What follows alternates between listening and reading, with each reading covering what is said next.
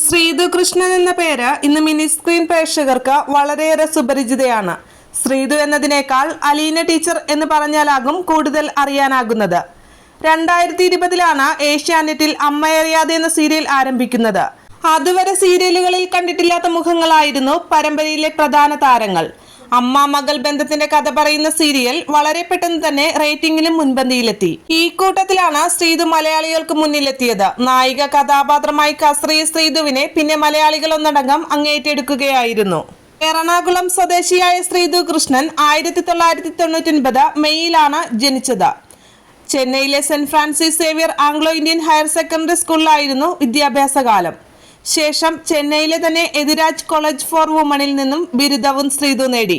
തമിഴ് സീരിയലിലൂടെയാണ് ശ്രീതു കൃഷ്ണൻ തന്റെ കരിയർ ആരംഭിച്ചത്. Vijay ടിവിയിലെ 7C TV എന്ന പരമ്പരയിലൂടെയായിരുന്നു തുടക്കം. പിന്നാലെ ആയുധ എഴുത്ത് എന്ന സീരിയലിലൂടെ നടി ശ്രദ്ധേയ വേഷം ചെയ്ത് കയ്യടി നേടി. തമിഴ്നാട്ടിലെ ഒട്ടുമിക്ക പ്രമുഖ ചാനലുകളിലെ സീരിയലുകളിലും ശ്രീതു നിറസാന്നിധ്യമായി മാറിയിരുന്നു.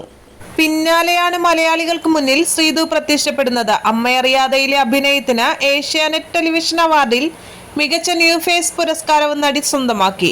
അഭിനയത്തിന് പുറമെ മോഡലിംഗിലും ശ്രദ്ധ കൊടുക്കുന്ന ശ്രീതു കൃഷ്ണൻ സോഷ്യൽ മീഡിയയിൽ സജീവമാണ്. 589K ഫോളോവേഴ്സ് ആണ് താരത്തിനുള്ളത്. തമിഴ്നാട്ടിലുള്ളവരും കേരളത്തിലുള്ളവരും ഇക്കൂട്ടത്തിൽപ്പെടും.